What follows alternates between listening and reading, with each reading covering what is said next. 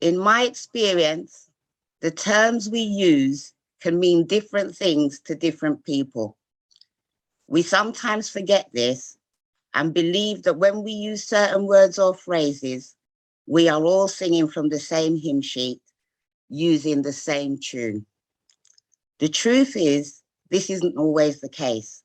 So to be clear, I define trauma as an event or an experience which continues to have a profound impact on someone's physical, emotional, psychological, and social well-being. At the same time, I recognize that the way I manage trauma may not be the same way that you manage the experiences that you have.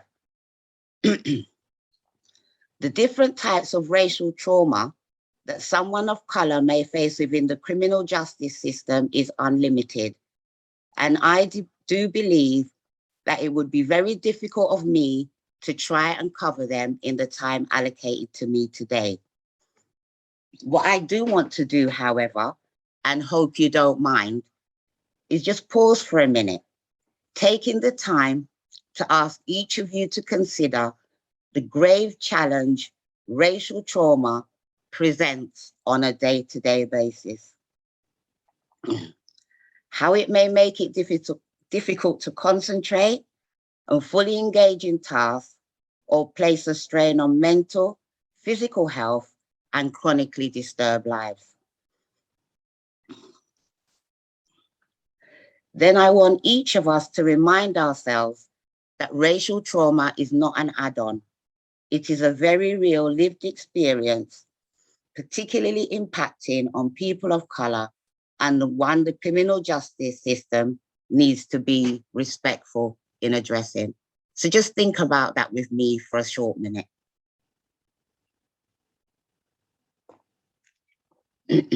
Sorry, guys, I got a bit of a cold. So whilst I want to thank you for inviting me to be on the panel, it saddens me to be speaking at this conference today on this topic.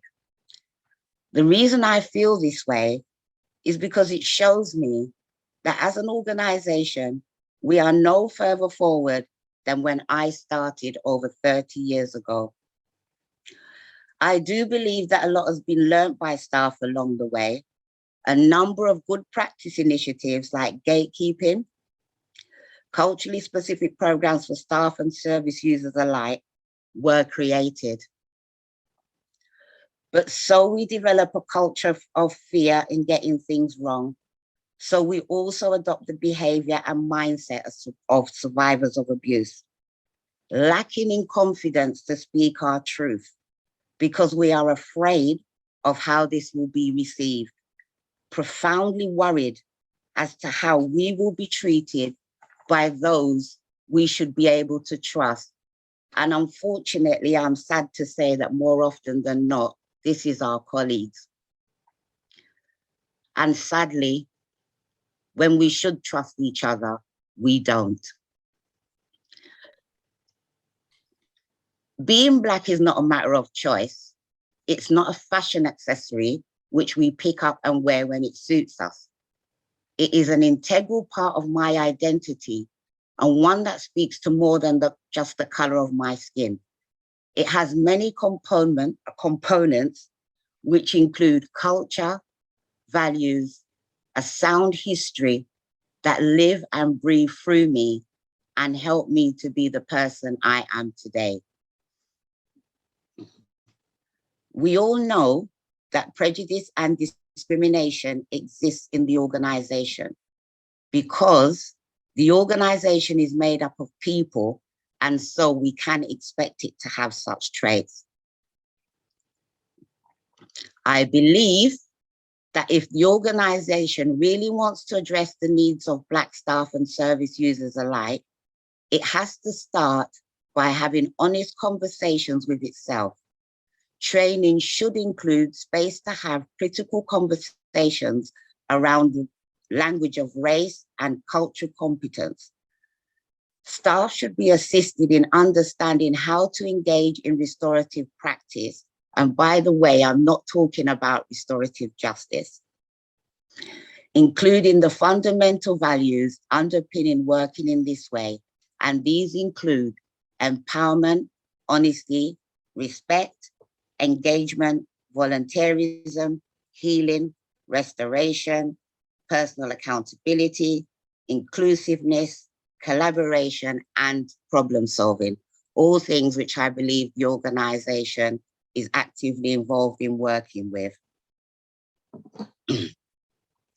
The benefits of staff applying these principles within their day-to-day practice and interaction with everyone they work with, including the service users, will, I believe, go a long way to the organization creating and sustaining inclusive delivery of service which reflects interventions which are fit for purpose and drive forward increased opportunities for positive change in and out of the organization.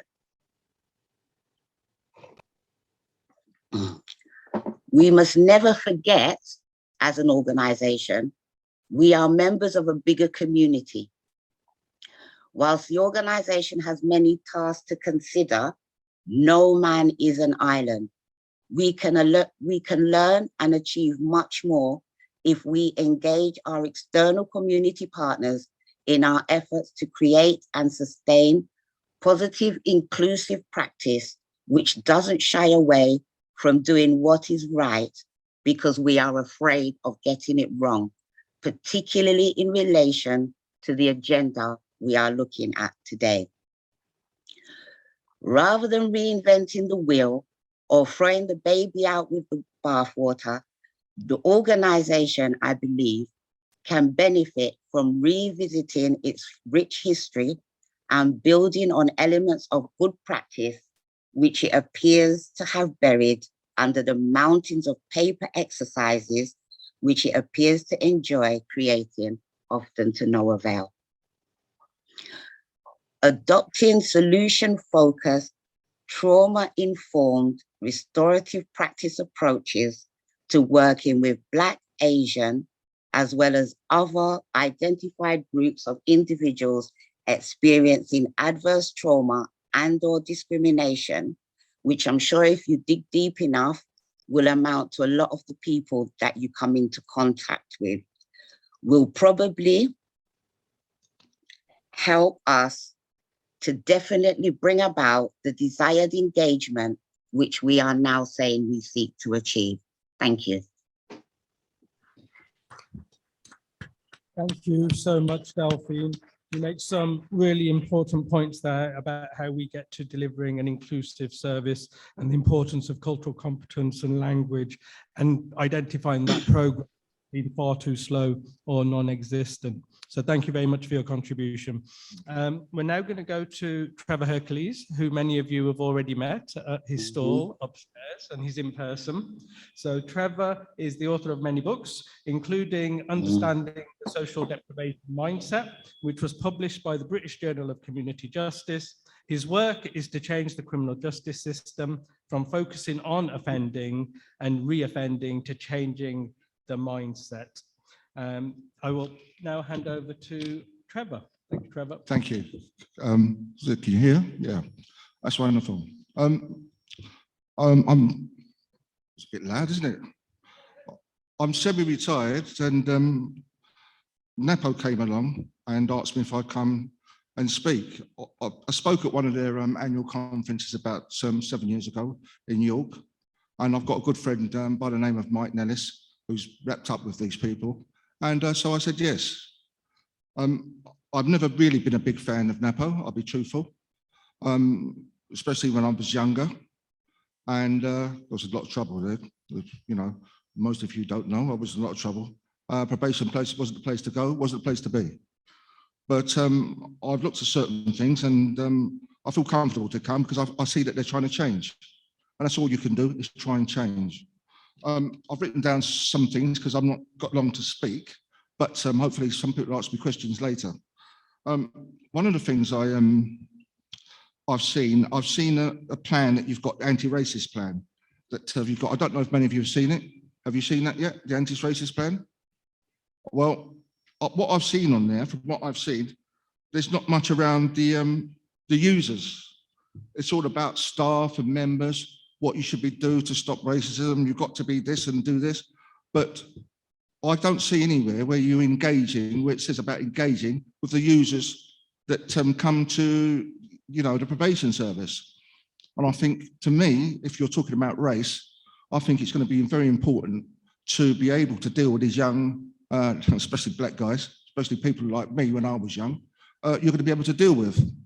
And I think that there are some things that perhaps I could say that maybe make it a bit easier for you. And that's understanding. I mean, there's a lady in the pink just behind there with the glass, I've forgotten her name, who was upstairs. We had a good talk and we've got kind of a misunderstanding, but we finally got there at the end. That everything, you know, but sometimes you can misconstrue people. And I can see, for me, especially about my life, being big and black, it's always been an issue. Anyway, just to get back, if I can just say these two things. I think making the service, your offices, much more amiable, especially for black people. And if this is around race, then we're talking about black people. Is that correct? Yes. So then I think if you put pictures of people they like, not people that you might think are black faces that they should have the people that they respect, make them feel welcome when they come in. That's one of the things I was thinking about. You know, people like Angela Davis and people like that. What I would say is that if you're talking about race, one of the things I've just said, and I've got, you know, if you hear my accent, I've Cockney accent, so I've got lots of white friends, obviously. So lots of, well, they're not all villains. The lady looking at me like that. No, they're not all villains, love. Some of them really, you know, they're not all villains. But one thing we've all got in common is I know white people's culture. And that's what we always talk about, you know. I know your kings and queens, I know your history. I know who made Britain great, I know this. But when it comes to me, they don't really know my history. They go, oh, Trevor, but people were slaves, weren't they? I went, listen, knock that on the head straight away. You know, no, there's a bigger picture. There's a history of kings and queens, of people, of authors and writers.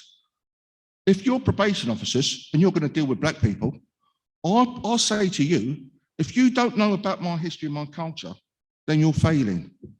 I dare anybody to put their hands up who knows about Frantz Fanon. Anybody? One of the greatest black writers. Who, you know, why do you not know about things like this? There's great historians, you know, like Ivan van Sertima. Who knows about Ivan van Sertima? See, this is incredible. So, first of all, you should have a list of black authors that must be read to understand me and to know me. Oh, and by the way, my book's upstairs. But all right, I'll give you that. But besides that, I think that, you see, look, we're all friendly now. It's nice. But you've got to get to know people. You've got to get to know me. Outside on the street, you see me walking by and go, hey, hello. You'll go, oh, Jesus Christ, he's going to kill us. He's going to kill us. No, love, I'm not going to kill you. It's just my way. So if you understand me and know me, you know, okay, he's all right. So I think that's one of the first things you have to do, is to get to understand. And I think there should be, I can help Napo provide reading material for people you read. And, you know, a little black kid comes in, you go, oh, do you know about Ivan van Sertima? What? How do you know that? So, you know, these are steps that I think we can take. That's one thing. What else have we got? And I think this will give them a sense of pride and value in themselves as well. I mean, these are small things, but, you know, in the end, they make up a lot. And one of the things also, I think, is the way you speak to and treat them. I can tell you, most of those kids who come through your door, they might come in with a swag, like, hey, well, it's me. No, most of them are traumatized. If you want to talk about trauma, most of them are traumatized. White kids and black kids, don't matter, kids in general. Outside on the street nowadays, there are people who are thugs. People, not in my day when it was polite, you know, you see a woman coming, excuse me, do you want your seat, love? You'll take my seat. No, some of these people, they're really terrible. And so I can imagine a young person living in a state of flats, having to pass by these people every day who are doing wrong, selling drugs. You know, please leave my sister alone, leave my brother alone. And the thing is, none of them go to the police. They all go and try and sort it out themselves. I'm coming back to that later. Hopefully I can tell you something around that. But these kids are traumatized, and no matter how much bravado they have, they are traumatized. And you'll find a lot of them, they respond to women who are softer and kinder. Can we say that now? With gender and everything, I don't even know what we can say. But as we go along, you'll find that and I think that the men have to be softer as well when dealing with these young men. They might have bravado, but you'll get over that. If you get through to them, you'll get over that. That's one. All right. I'm nearly coming. Where are we now? Thank you. Yeah. Oh, you're allowed to do that. Go on, hey. Come on, hey. They're traumatized. And one of the things, I gave out a lot of blue books, and I was just saying to people that I believe that there's a certain mindset that they've got that I had, and we need to change that mindset. I came into the criminal justice system, and it was about offending and re-offending. And after a while, I said to people, look, I've been children's homes, I've been to DC, I've been robbing banks. I'll tell you what it is, me and my friends. It was a mindset. I had this mindset where I didn't care. Don't tell me, I know, I'm not interested. We know what we know, where we come from, that's how we grew up. We're not listening to anybody. So I think that you can use people who've already been to prison or changed their lives around. And I mean, seriously, they'd have to prove that they changed their life around. And I think if you can do courses for these people, they can be very useful. All right, I'm nearly finished. I know there's some people at the back looking, get rid of it. Right, where we are, where am I now? You're confusing me now. All right, I did say I'm the creator of the social deprivation mindset concept, and I gave out the blue books, and I hope that people would look at that and could talk to me about that later, because I think that's very important in changing the mindset of young people. It's basically saying dealing with the root causes of criminality, and that challenging and changing a certain mindset, and that it's moving away from offending and re-offending, moving away from that. Anyway, what I really wanted to get onto, I say to Napo and to the service, probation service, if you really want to change, you want to make a change, let me put this to you. I say I now want all young people to go to the police. I don't say go to the police and tell him about he's selling drugs or he's robbing. But if you're being bullied and you've got no one else to turn to, you're allowed to go to the police. And I personally will stand up and say that. I'll get other people like myself, ex-offenders, and we'll all stand up and say it. I've got media, I know the newspapers will take it in, like television, papers. And also, I'd like to get other organisations on board with me. When I say that they should go to the police, especially black kids, they don't go to the police. As far as they're concerned, everything they do, they've got to handle it themselves. I go to college, imagine, I go to college, someone comes, these people that don't work, never worked, all you've done is thuggery, you're bullies, because you know no one goes to the police, you take over people's houses, you do what you like. I'm walking down, minding my own business, going to college. You come, start on me. Instead of me going to the police and saying, excuse me, look, this is a problem, but I can't even walk to college, it's getting crazy. No, they go and get a knife or go and get a gun and they start rowing. He called his brother, he calls his uncle, he calls his nanny, they're all at it. Before you know, it's madness. And I don't care what people say. People say to me, Trevor, you can't say about grassing and all that. I'm Trevor, come on, mate. No, come on, you come on. These kids have got nowhere to go to. I look at these little black kids and I see every other race, they go to the police. Son, why are you not going? Oh, so you'd rather go and stab him and go and do 10 years, leave your, you've just had a baby. Are you mad? Leave all your family? No. But the other thing I'm going to say before he cuts me off is that, yeah, he's got to do, he's looking at me, I can see him coming. The first thing I'm going to say is, and I don't care, I'll try and be honest. I've always, all my life, all right, I've done wrongs, but I'll try and be honest. They've got a thing called the Black Police Federation. Where are you? I've never seen you. You're getting money. We're paying you. All these little black kids on the street, where are you? Should be talking to them, shouldn't you? And you're collecting money. I say to you, yeah, Black Police Federation, me, yeah, if you want, yes, sue me, do what you like, because I know you're useless. If you want, and you, what I'm saying is nonsense, you come out of hiding and you come and join with me and get these young kids to go to the police. Those black and white, but mostly black kids, because we're talking about black trauma and so on now.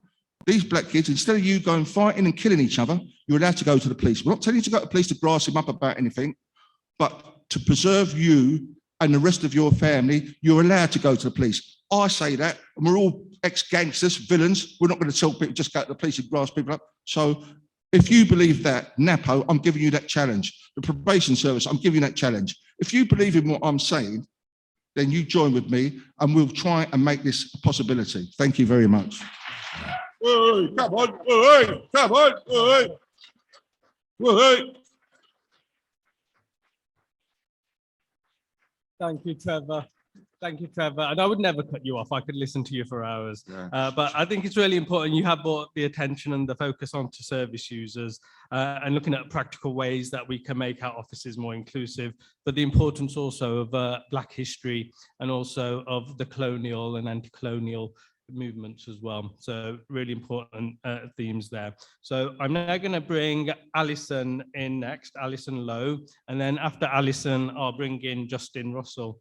Alison Lowe is the West Yorkshire Deputy Mayor for Policing and Crime. And in this role, she works with the Mayor to oversee policing in the county on behalf of the public. Alison is passionate about inclusion as a Black woman and the mother of 2 gay children, and she will be working with the police to deliver the Mayor's to recruit more diverse police officers and staff.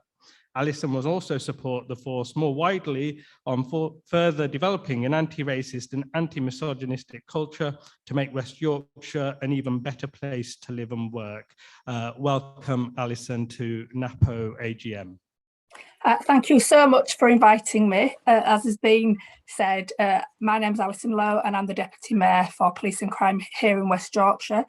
I'm going to talk today about racial trauma and its intersection with the criminal justice system and how it's crucial that we bear the impacts of trauma in mind as we seek to address race disparity within the criminal justice system.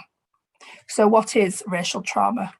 Whether racism is overt or covert, the impacts it can have on mental health are well known. This impact is what is known as racial trauma, and it can lead to depression, stress, hypervigilance, psychosis, as well as symptoms similar to post-traumatic stress disorder.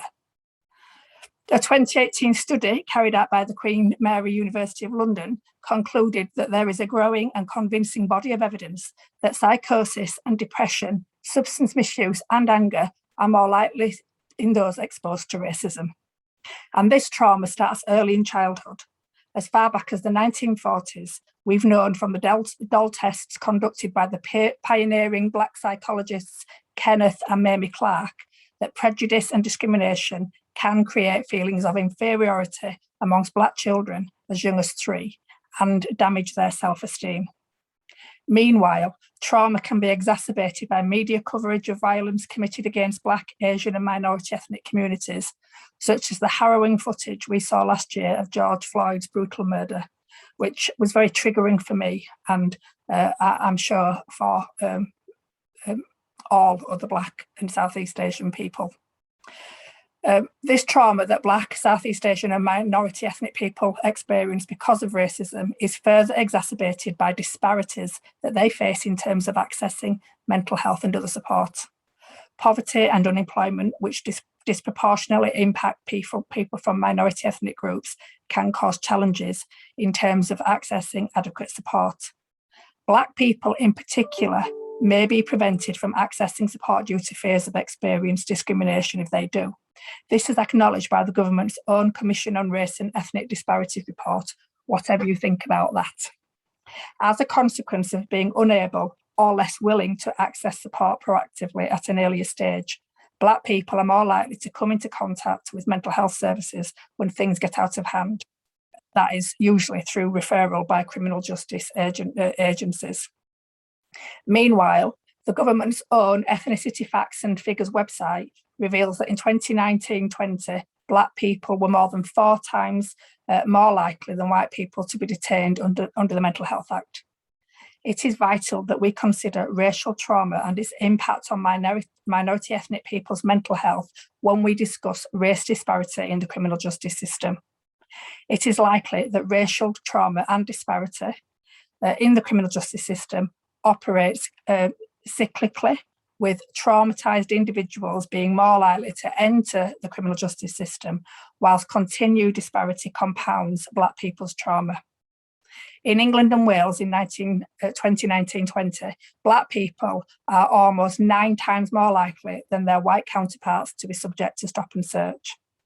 Research by Revolving Doors has revealed that Black young offenders are twice as likely to receive a caution, 8.4 times more likely to receive a conviction, and 1.5 times more likely to be sent to prison than their white counterparts. As a consequence, Black people are overrepresented in the youth justice system. In the year ending March 2019, 27.8% of people in youth custody were Black. This is more than double the percentage in the year ending March 2006, which was 12.5%. As the Race Equality and Probation report by Her Majesty's Inspection of Probation touched upon, Black people who enter the criminal justice system are less likely to be rehabilitated. So, some solutions. Services must be reflective of the communities they serve, with people in key positions of authority who understand the experiences of Black people and who know firsthand how racial trauma feels, just as our previous speaker identified. This goes across our public services, from policing to criminal justice to mental health provision. Currently, work is underway through Operation Uplift to make police forces more reflective of their communities, with PCCs, Deputy Mayor and Chiefs receiving data monthly from the Central Uplift programme to enable them to monitor progress. I need to tell you, progress is not as fast as we need it to be. We need to ensure that more work is done to improve the representation of the judiciary. In 2019, only 1.1% of court judges were Black. We also need to ensure that probation staff reflect the diversity of their local communities and are able to progress to senior management positions. And we must seek greater representation of people from ethnic minority backgrounds, especially those of Black, African and Caribbean heritage in health and care professions. In order to attract and retain ethnic minority staff, it is crucial that we continue to drive culture change to make our organisations more inclusive. We need to engage effectively with all the communities that we represent, both internally and externally.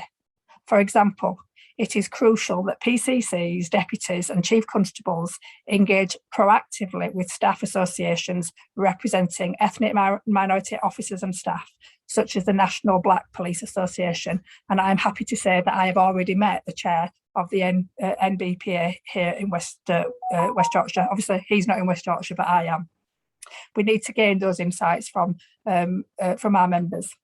At the APCC, we're developing an equality framework to provide PCCs with guidance on their work on equality, which includes criteria on effectively using data and engaging with all the communities in their areas. It is only through better engagement and through having more reflective workforces with people from ethnic minority in roles that are able to make a difference that we will ultimately be able to both help people heal from their racial trauma and also reduce race disparity across criminal justice and other sectors. Thank you.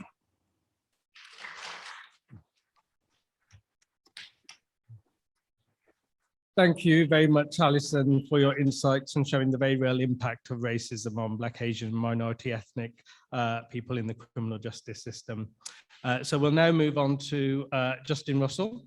Justin Russell entered Her Majesty's Inspectorate of Probation as Chief Inspector in June 2019 and will serve in the role until May 2024. Justin started his career as a social researcher in the Home Office and has worked in a wide range of criminal justice issues, including as a senior policy advisor on Home Affairs in the No. 10 Policy Unit and as head of the Violent Crime Unit in the Home Office, where he led the Ending Gang and Youth Violence Programme and the government strategy on ending violence against women and girls.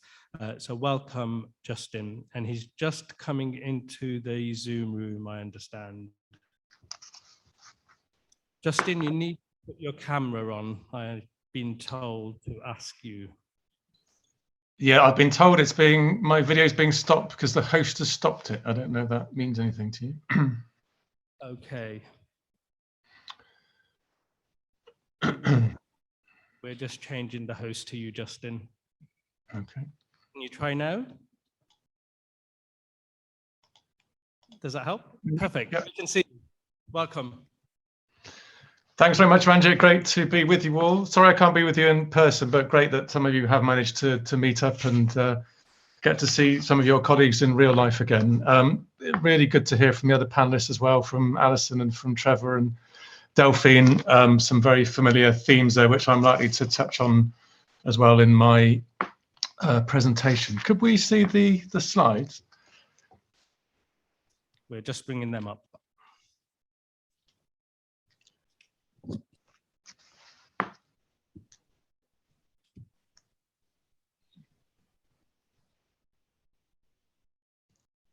Okay, I hope everyone can see that in the hall as well as online. What I wanted to talk to you about is a report that the Probation Inspectorate published in March of this year on racial equality, and it was part of a package of action that we've been taking in response to the debate that all of us really have been having since last summer, since the death of George Floyd and the debates around the Black Lives Matter movement. That package of measures has included strengthening our inspection methodology around diversity, improving the diversity of our own inspection workforce, and also a couple of very important thematic studies, this one on racial equality in probation, and one that we'll be publishing next week on Black and mixed heritage boys, on the caseloads of youth offending teams and the support that they get as well. This is the first thematic inspection that we've done of racial equality in probation since 2004.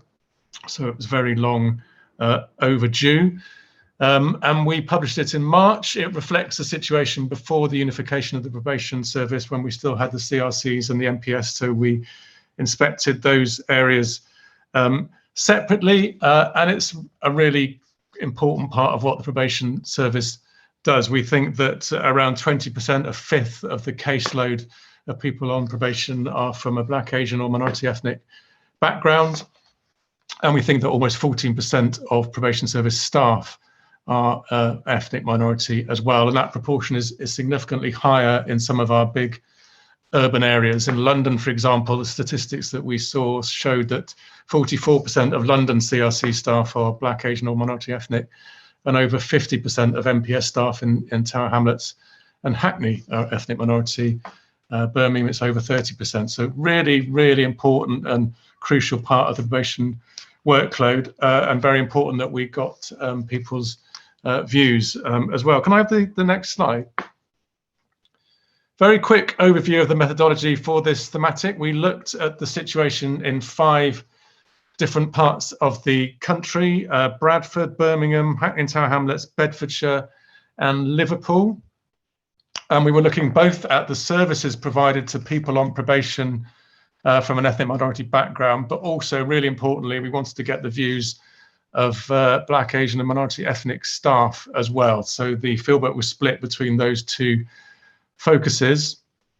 We looked at a lot of cases of service users from that background, including pre-sentence reports. And speaking to Trevor's point, it's a really important part of our methodology now that we talk to people on probation as well. And we hired an organisation called EPIC, who employ ex-offenders, people who've been through the system themselves, to do those interviews. And we interviewed 81 people on probation about their experiences, and some really powerful testimony that you can read in the report. But what I want to focus on this afternoon is what we found out from the staff that we spoke to. And we got those views through a survey, and we had 100 ethnic minority staff in the 5 fieldwork areas responded to our electronic survey, which you think is about a third of the BME staff in those areas. 19 of those staff wanted to talk to us in person about those experiences, and there were some very powerful stories from them, which I'll reflect on as well. And we also held some focus groups with 49 members of staff and 41 ethnic minority managers to get people's views as well. And those focus groups were facilitated by ethnic minority facilitators drawn from my own workforce or brought in externally to create a safe space for people to talk about their experiences. Next slide. I think in overall terms, what we found from this inspection was a disappointing picture, really. Since transforming rehabilitation, we found that the probation services focus on race equality, certainly up until last summer, had declined since TR, that there was less investment going into equality-related posts in the service, and less investment going into specialist services for people on probation from those background. And I think that was reflected in what we found in the casework. So that's the cases that we inspected, we found that the quality of work being done with those cases was not as good as it was for white people on probation. I think the Black, Asian and minority ethnic staff that we spoke to felt that 60% of them said that they felt that probation had an inclusive culture, but half of them didn't feel that their managers understood the issues they faced as people coming from an ethnic minority background. Just to give you a couple of quotes, for example, so one probation officer told us, they said, "I've never had a discussion of the cultural needs of service users on supervision. The focus always seems to be about process, risk and updating systems." Someone else said to us, "I'm not so confident that my SPO has the skills, knowledge, understanding to best support me with equality and diversity issues that are faced by my clients." And just as a sort of symptomatic really of perhaps the lack of sensitivity of some managers around these issues, we found that of the 28 staff responding to our survey who've had a case of a race hate crime offender allocated to them, over 4 in 10 of them said that case had been allocated to them without any discussion with them around whether that allocation was appropriate or the impact it might have on them having to supervise those sorts of cases. We found only 30% of the staff we interviewed said that there was an effective induction process for staff addressing race equality issues. So we think there's a real gap in the culture. There's a need to strengthen managers' understanding about these issues and to give them more confidence really in discussing these issues with the people that they are supervising. And I think managers were well aware of the lack in their skill set around that. Next slide. Second key thing that we talked to staff about was how fair they felt the processes were around recruitment and opportunities for promotion. And some quite concerning findings here. 60% of staff felt there wasn't equal opportunity in staff recruitment. They felt that promotions weren't fair. People perceived anyway that people were getting promotions without the post properly being advertised, people feeling that their talents were being overlooked in favour of white staff. Less than half of the ethnic minority staff we spoke to or interviewed said that they'd been actively encouraged to progress their careers in probation. And I think people will be aware there's a more general concern around, for example, end of year box markings from appraisals, where we know that Black, Asian and minority ethnic staff are less likely to get an outstanding box and more likely to be put in a sort of need for improvement type boxes. So there are real concerns around the perceived fairness of the way that staff recruitment and promotion is handled in the service that we uncovered in our inspection. Next slide. Linked to that are ongoing and I think perfectly reasonable feelings of unhappiness around the way that complaints and grievances are handled in probation.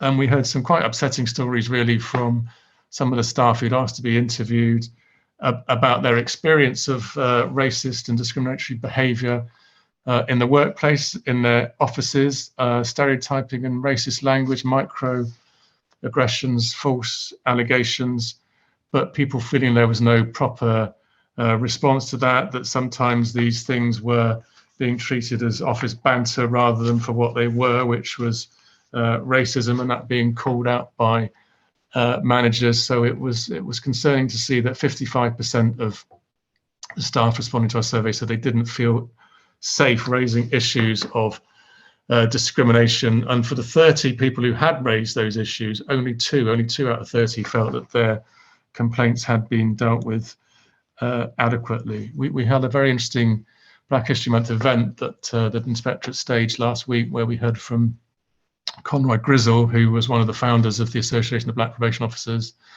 and from Pete Mangan, who's leading the HMPPS Race Action Programme, talking about the sustained impact of discriminatory or racist behaviours in the office over time. Pete Mangan talking about it felt like paper cuts, this constant pain of paper cuts, being having to endure those over many years. Some very powerful testimony from them. So people looking for a more transparent and more fair process for responding to grievances. And again, this is borne out by the national data, where the last set of MPS data that we were able to track down for 2019 through to 2020 showed that ethnic minority staff in probation raised 3/4 more grievances than white staff, but only a third is likely to have those grievances upheld. And this is, a very powerful quote on that slide from one of the people that we heard from. Next slide.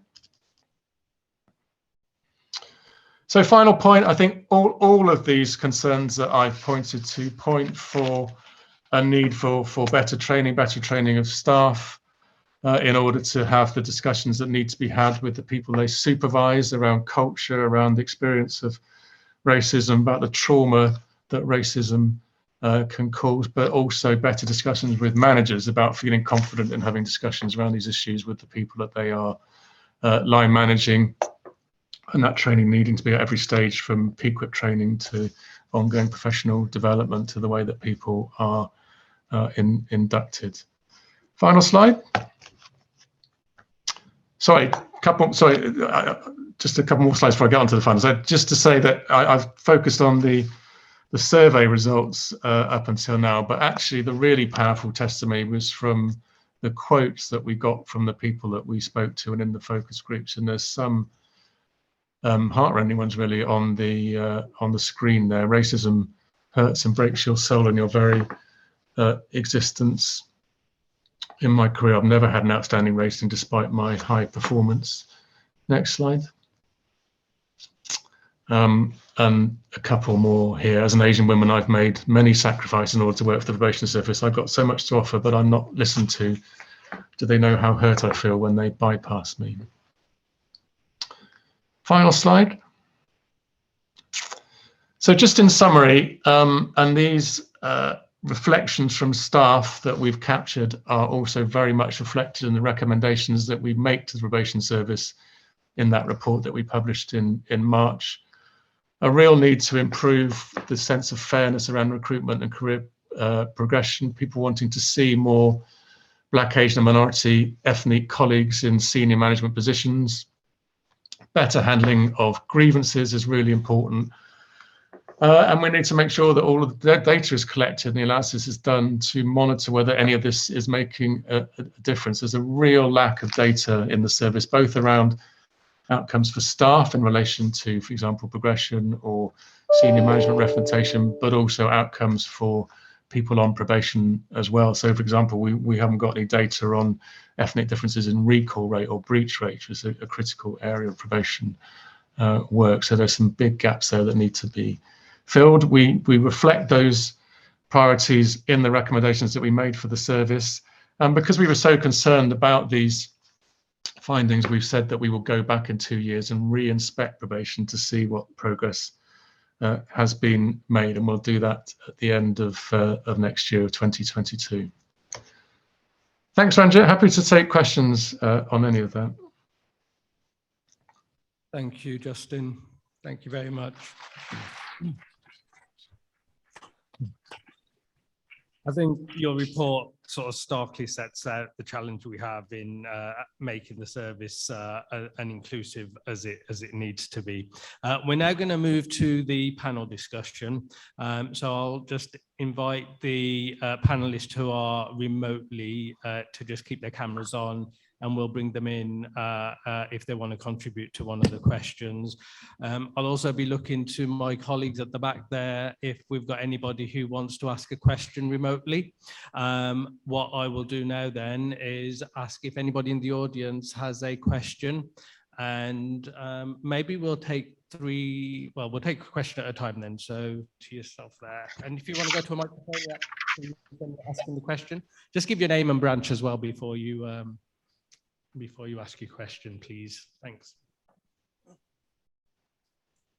Yeah, thank you, Chair. It's Mike Guilfoyle here, retired member of London, and I had the pleasure of reviewing Trevor's book in the Probation Journal, and it highly recommended. A very powerful book. In the book, from recollection, Trevor, you allude to the social deprivation model in a group format with London Probation, and I'm just wondering, did you have any talks with London Probation about having groups that might promote this particular model of practice? And the second thing is, I sit as a magistrate in South East London, and I'm often aware that defendants come into the court where there's an unstated backdrop of racial profiling. And I'm just wondering how your model, the social deprivation mindset model, would influence positively sentences like magistrates in a positive direction to ensure fair outcomes for those who appear before the bench. Thank you. First of all, that's very eloquent, but I didn't really understand a word of it. I'm not, sorry, yeah, so we can still talk, yeah, we're not going to get rid of you, yeah, no, sorry, no. Listen, thanks very much for what you said about the book. That's wonderful. But if we could just talk now, Yes. what do you first point? What do you really mean in the first point? Well, the first point, when in your book, Trevor, you allude to the social deprivation mindset as a group work experience. Yeah. We set up groups, and you mentioned, I think, London Probation. And I think, if I'm correct, you talked about having some talks with London Probation to set up a group format. Yeah. And I'm just wondering how that is progressing. And the second point was on the magistracy. I sit as a magistrate in South East London. It wasn't me, yeah. It was, sorry. Sorry, I had to get that in, sorry. Sorry, and I'm conscious because a lot of the defendants that appear before the bench in Bromley Magistrates Court, where I sit, from Lewisham, Yeah. where I live, there's an unstated backdrop of racial profiling. And I'm just wondering how the social deprivation mindset model could influence and shape the outcome for defendants if magistrates were given opportunities to do training in it or with it. Oh, I think I'm with you now. Sorry, Trevor. No, that's all right. I'll get you afterwards. Yeah. No, you know, one of the things I'd always say to you, you said about the London Probation Service. Well, I did do some work for them. They asked me to come and give talks, and I did. At that stage, I was only just coming to understand the social deprivation mindset myself and putting it together. So it's very early stages. But getting back to what you're saying, I came into this criminal justice area, and I realised that they were all talking about offending and reoffending behaviour. Mm-hmm. My argument is that you have to go to the core. After someone's offending behaviour, you can change that and they can do some other offending behaviour. It just goes around. Mm. But you have to get to the core, to the root.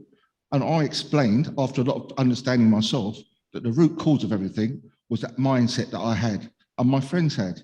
And it was, we could do what we like, we don't care. But if you can change that mindset or challenge that mindset, then therefore a lot of stuff you can change. As for yourself, sorry, the second question, as for yourself personally and other magistrates, I suggest you go and read, they just have a reading list of like, I'd like to be one of the people who gives the reading list.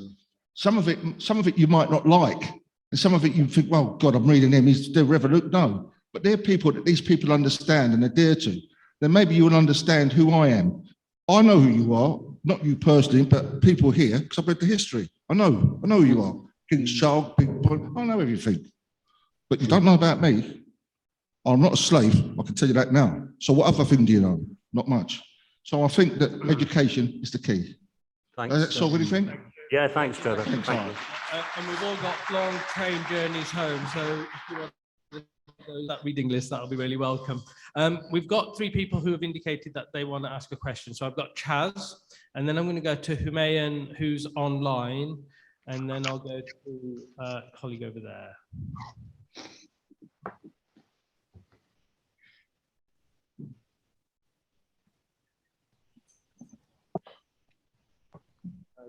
Hi, I'm Chaz Berry. I'm a probation officer in Kent. It's a similar sort of question, really, and it's mainly to Trevor, but it's to the other panel members as well. Is it enough for us to bring black police officers, black staff into our profession, train them as judges, and think that we've done enough? Because my argument is no, and I think that if you look across to the States, you see the logical conclusion of experiments that go wrong and attitudes that go wrong. And, you know, for example, in Washington, DC, there was a huge change over 30 years, and you've got almost exclusively black judiciary, black police force, but that hasn't actually changed the punitive nature of the justice system in Washington, DC. In fact, it's made it worse, because now we have middle-class black professionals feeling they've got to be harder on their own community. So it's the attitude towards punishment that is the issue. So I don't know if you've got a response to that, Trevor, or anyone else. Yeah. I mean, I can't see the panelists on remote, so I don't know if they want to come in, but if somebody can let me know if they are in. No, I'm happy to talk. Yeah, shall we go to Delphine first? Yeah, cool. Yeah, Delphine, do you want to come in? Yeah, can you hear me? Yeah. Okay. I think that the answer is no, it's not enough just to bring in people of color. I strongly don't agree with that. I think that for me, in terms of when we join organizations like the probation service, one of the key things for me is that as an organization, you have to be clear about what your expectations are of your Black colleagues. Also, what type of support they're going to be given in order to deliver in practice. I think also as well to make an assumption that being Black is just the color of a person's skin. Therefore, by saying we've included more Black staff, so therefore they're going to be able to address the needs of every Black service user, for me is actually somewhat disrespectful, because as a Black person, my experiences and another Black person's experiences are not necessarily the same. My cultural development is not necessarily the same. So I think coming in, being listened to, being trained in the right way, enabling the conversations to happen. And I think for us, and I pick up on this in terms of the point that Trevor made, is very much about mindset. Understanding the mindset of the people who are coming in to engage in the work, but also understanding and being aware of the mindset of the people that we're working with, be it service users, community police, or whatever. And then being clear and focusing on what it is that our job is. So for me, as someone who's worked in the probation service, I've never believed that I have to be more punitive than my white counterpart, particularly with my the Black service users. But having said that, it's about being clear about my understanding as to what my role is and how the organization supports me in achieving that. Thank you, Delphine. Thank you. Do you want to come in? No, I think she said it fine. I think she's made a good explanation. There's nothing I really would add to that. Okay. That would make any sense anyway. So we can stay in there, but I think she was. What I will do then is I'll go to our next question, which is online, and that's Humayun Swaib. So Humayun's just coming in.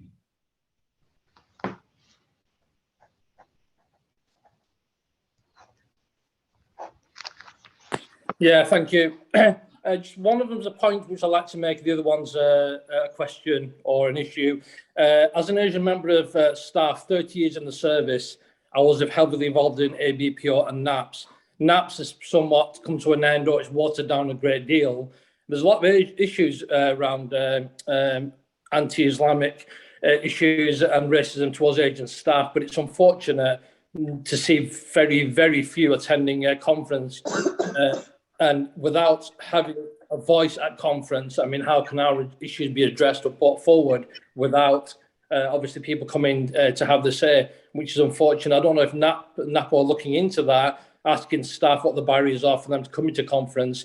But I mean, I can't see how many people are there this year because the video is not very clear. However, historically, it has been an issue where Asian staff do not attend conference, which is unfortunate. One of the experiences which I want to share, and I don't know, I never knew then how to deal with it, and I still don't, is obviously I'm quite a well-known person within our area, and a lot of BME staff come to me for help, advice and support generally. When I was a trainee probation officer, 99%, if not 100% of BME and Asian staff were failed on the PQIP. And those who did get through, they were put on special measures for a long time. So, I mean, as a PQIP, I could complain to the university because I'm in a delicate situation. I couldn't complain internally within the probation service because there was no systems in place. And I think even now in our area, it's 99%, if not 100% of Asian stroke BME staff failed the PQIPs, and there's nowhere to go with it. So the culture still exists. The systems can be in place to protect it, but where do we go? We're vulnerable with trainee probation officers. Where can we go with it? And there's no systems in place, which is quite concerning. So I don't know if anybody can look into it through the unions or any advice or from the Home Office, but it is an issue. 100% failure rate of BME PQIPs in our area, if not other areas also. So I know a couple of points, but they are quite concerning. We are still vulnerable and the issues still arise, and basically we don't know where to go with it. Thank you. Thank you, Humayun. Does anybody want to come in to respond to Humayun's question? I would just say we are working with the employer, the trade unions, with probation on the race action program, and we are looking at recruitment of Black, Asian and minority ethnic staff into probation. I think that statistic that you've just shared with us of 100% staff failing is quite shocking. There's obviously a problem with that if that is the case, and we need to raise that with the employer quite urgently and delve into the figures and see why that may be the case. And if it is being replicated on that scale in other regions, then we need to take action to address it for sure. I can't see the other panelists online. Sorry, Alison, I can see you waving now. So do you want to just come in? Yeah, I think sometimes you just need to name it, don't you? If that is the truth, that's racism. It's racism in action, and it's not about delving into the data to seeing why that might be the case. It's about demanding change, demanding action, and calling it out for what it is, downright racism.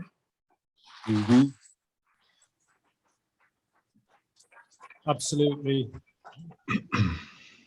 Lami's principle is that you either justify or you change, and if I don't think a statistic like that can be justified at all, so they're going to have to change. Okay, so go to some more questions just at the back there, and then we'll go to Pete, and then we had Robbie Bourget. Sorry. Probation. Yes, Rabia. Sorry, I couldn't see you in the light, but can I just go to the question here, and then I'll come to you, Rabia. Robbie Bourget, Thames Valley Probation. I've worked in Berkshire part of Thames Valley for 22 years. And in Slough, which is my section, it's quite diverse. We have a very diverse set of colleagues. Not just including me as a French Canadian, but you know.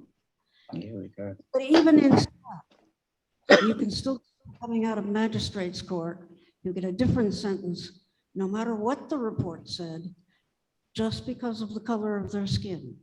And that's wrong. I did 2 reports once within a month of each other. One on a military person who'd been in the military for many years and had a history of violent assaults whenever he'd been in the pub when he got back from his session, if you will, okay? And another one, an 18-year-old, just recently in the military. First time ever getting arrested, first time in trouble. He got custody. What was the difference between him and the older man who got unpaid work? He was Black. I was incensed because I know my report recommended exactly the same thing for both of them, but did point out that the older gentleman obviously had issues and needed to do some extra work, such as aggression replacement training. They did not give him that because that would have caused him to be pushed out of the military. My question is, how do we fix something like that when this kind of attitude exists amongst people who claim to care? Mhm. So I'm going to ask Rabia to ask a question, and then we'll.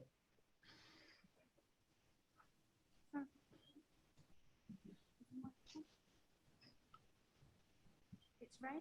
Is it on? Yeah. Yeah. I'm sorry, I'm not very tall. Sorry, it's my first time. My name is Rabia. I'm at the Four Shires branch. I'm a bit of a talker, so what I'm going to do is ask a few rhetorical questions and some questions directly. I have been on the ground in practice. At the moment, I'm a senior admin officer, and I enjoy that. I trained as a social worker in the past. So my key questions are, when are we going to have real, authentic discussions about race? This isn't, but real, authentic discussions. I've got a few questions. Staff need to understand BAME service users' needs. How are we going to do that? We talk about training, but how are we going to do that and the complex needs? Again, I said my background isn't probation. So as a practitioner, I was trained about the uncomfortable age. And how it impacts you as a BAME practitioner and how you work towards service. We're not having direct conversations in practice about BAME practitioners' approach and the hegemony practitioners' approach. How do we make race equality intrinsic in practice, not a tick box exercise? And how do we create staff dialogue re-race? Thank you. Thank you, Rabia. So going to Rabia's questions, just going to the panel, and if they want to respond, Rabia's questions about how do we make race equality intrinsic, and how do we respond to the training and complex needs of staff from Black, Asian and minority ethnic backgrounds. Yes, Alison? Well, we've got to take it seriously, haven't we? And there's got to be consequences. So I believe in mandatory training. I believe in D&I being part of everyone's one-to-ones and appraisals and targets to be set around that. I believe in targets being set for recruitment and retention of Black, Southeast Asian and minority ethnic staff. And until we show that level of leadership around our expectations, then we won't ever get leadership around this agenda. And I think that when we're working with Black, Southeast Asian and other minority ethnic people who are in the criminal justice system, often through no fault of their own, as the previous speaker indicated, except for the reason given that they are Black, we need to be really holding probation and other system professionals to account for the reasons why they make decisions to imprison X person and not Y person. If we don't hold people account for their behaviours, things are not going to change. But the whole culture needs to be rigorously challenged, and that needs to be an ongoing process. Those targets need to be set, training needs to be mandatory, and we need to have real accountability from top to bottom. And if that doesn't happen, change will not happen. Thank you, Alison, and I've got Delphine and then Justin. Okay.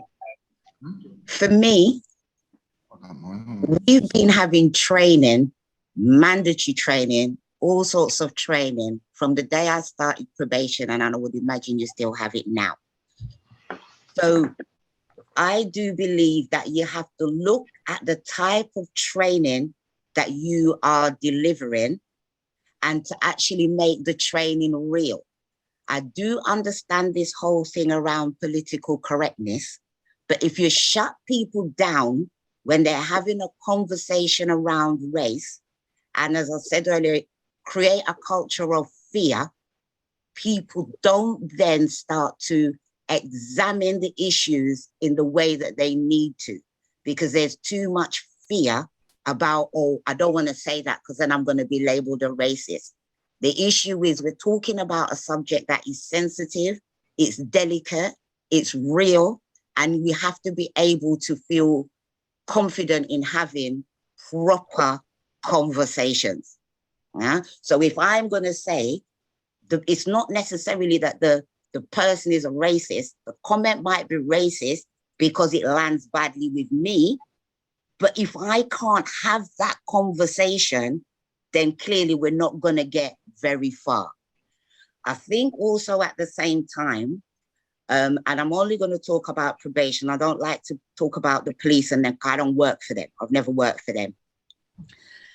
In terms of when we're talking about engagement, I think the organization can be a little bit selfish.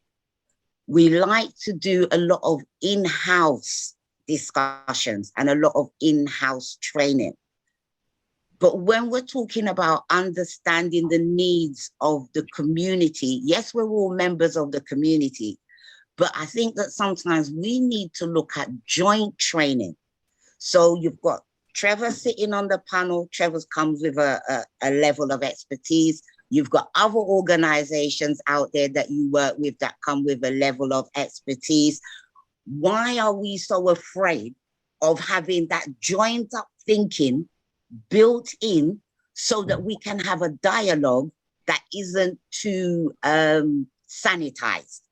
Yeah, so that for me. And then in terms of looking at the whole thing around how we work with sentences and so on, I think sometimes the probation service isn't its best communicator. Yeah, so when we step outside of the probation arena, we have to get better and smarter at how we communicate with our other community justice partners. So we should be able to say to the magistrates, albeit in a slightly different environment, but we should be able to have these conversations whereby we can talk about some of the concerns that we have. I know we used to have them 30 years ago. I don't know if we have them now. And at the same time, in terms of why are we not investing in being part of magistrates training? Why are we not investing in bringing our community partners in to be part of the magistrates training? And I think the point that Alison makes for me as well is so critical. What are the sanctions? What are the sanctions for everybody, including magistrates? Why do we then feel certain people are above and beyond calling out what it is and being held to account? So for me, there's a whole range of different things that we could do, but those are just a few of them. And I think, we need to start thinking a lot smarter about how we work with others to achieve what we say we set out to achieve. Thank you, Delphine. Right. So can I just go to Justin and then Justin? Right. You know one thing. Sorry. We'll go to Justin and then Okay. All right. Thanks, Ranjit, and really good point from Rabi about how we can encourage sort of authentic discussions about race. And I think our inspection showed that people do feel uncomfortable about having these discussions. Managers feel uncomfortable about having it with their staff. Staff feel uncomfortable having it with the people that they are supervising, and it's a really important conversation that people need to be having. I think people felt that there'd been more of those conversations since last summer, but we're slightly sceptical about whether those would continue. They said, well, we've had this before. We had it after Stephen Lawrence. We have it when these things blow up. We have these conversations for a few months or a year or so, and then we stop having them. And then we have to do it all over again 5-10 years later. So it's about how you keep the conversations going. And I'm hoping that our inspection report will help to keep the conversation going. We said we'll go back in 2 years and re-inspect. So at least I hope the focus will stay on it for the next 2 years. But yeah, Rabia, you're quite right. There need to be, I mean, part of it is about just building it into the standard agenda. So the standard agenda you have for your supervision meetings with your line manager, your standard team meeting agendas, making sure it's on the agenda every time there's something to talk about, so people get used to having that discussion, I think. Thank you, Justin. We'll just go to yourself. Okay, all right. And then, You see, one of the things that I understand for myself, until the government of this country, or the governments, whether it be Labour, Conservative, they come out and say, racism is wrong, what happened a long time ago is completely wrong, people are not going to change their mindset. Lots of things have happened throughout history. I used to blame nearly every white person. Yeah, you're involved in slave. No, but that's not the case. Long time ago, some things happened that are still affecting people today. Lots of people don't want to admit it. A lot of people shy away from it because it's too painful, it's too hurtful to go through what this country and other countries have done to a certain race of people. It's very difficult. And I can understand that. And if I was white, I'd be like, bloody hell, you know, how do we face it? How do we talk to these people about something that I didn't do? But the governments, they know what they're doing. Please, believe me, I know. I don't care if you're Labour, Conservative. If you come one day, listen to this. If they came one day, the Prime Minister said, listen, what happened to these black people was terrible. And it wasn't us, but their countries in turmoil, they're in turmoil, disease, all of this has happened. We weren't part of it, but I'll tell you what, we're good people. What we're going to do, all you black people who are raising your fists and that, making noise, we're going to put you on a plane. The ones who are not working, and you claim that government and racism, we're going to put you down. You can dig wells down somewhere in Sudan or somewhere and help these people. Until the government makes that commitment to what's happened, no one is going to give a damn. If I was a white person, I'd be sitting there. I love everybody, and I'm sure you all do, but my priority is for myself. What am I caring about some other people? I do care about you, but this is our country. This is what I'll be thinking. Lots of my friends I speak to, they go, Trevor, we love you, mate, but Trevor, you imagine waking up one day and all of a sudden you've got all these people moving in, they're all different, they speak a different language, and you get on the bus. I said, I understand. I've been here since 1954, I was born here. But I'm saying, why don't the government can say, you know what we're going to do? Instead of letting all these people in, we're going to go down and we're going to help build your country, your infrastructure, so you don't have to just leave the hot, sunny place where it's lovely. We'll help you. We're going to build this and we're going to send people in who are engineers who understand that. So everybody doesn't be poor and have to run here because there's nowhere else for them to go. Because most of their infrastructure is gone, mate. Can you imagine now people in Iraq and Iran and Afghanistan, they've got nothing. Where will they be coming? Yeah, mate. thank you. Thank you. So I know that we're just running slightly over time and Alison has had to leave us, but I think we should just show our appreciation to the panelists. I know that there's still questions from the floor, but if we could just show our appreciation to Delphine, Justin, Trevor and Alison for their contribution today, and we can continue the discussion. Trevor is still going to be with us for the remainder of the day. Am I? I thought you were going to be still upstairs on your stall. I thought I was going to the pub. All right. But thank you so much to Delphine and Justin as well for your contributions. Very much appreciated. Thank you. Thank you.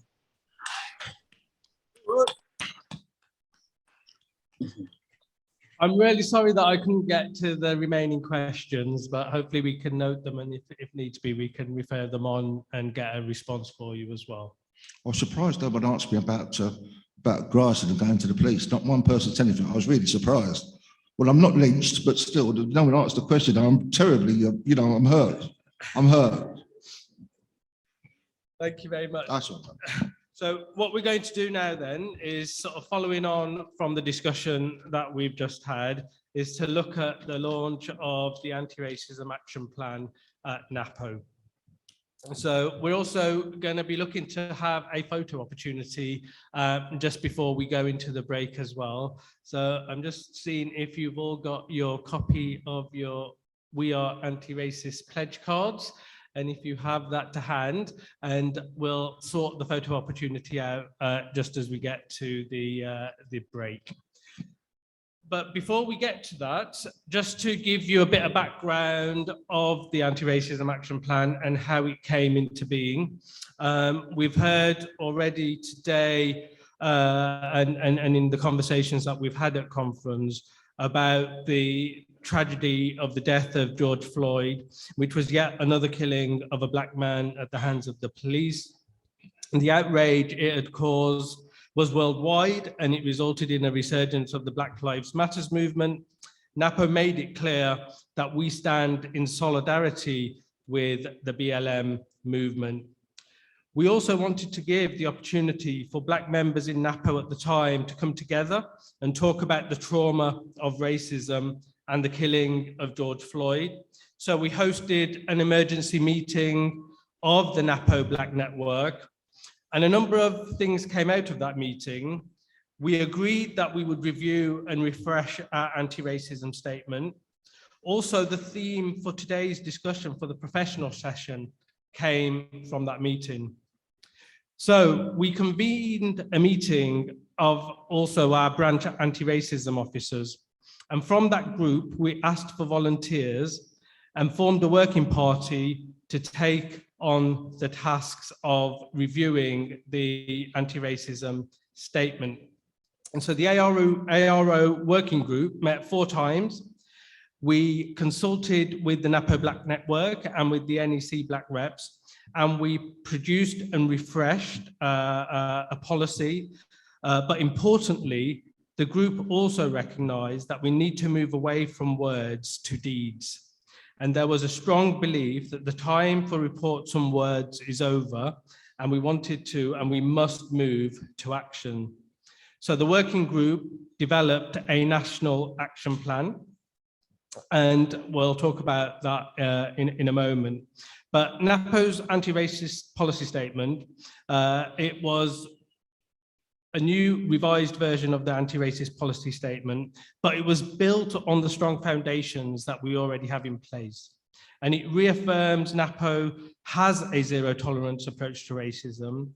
And as both Katie and Ian and others have already set out some of the effects of institutional racism and the disproportionate outcomes for Black people in the criminal justice system, the anti-racism statement commits to work with our probation and family court employers to address disproportionate outcomes for service users and help transform these organizations, as we've already been discussing, into culturally competent and inclusive environments. And the statement itself concludes that we must move on from simply being not racist to being actively anti-racist, both as an organization, but also at an individual level as well. So this is why we produced the 2 action plans that we did.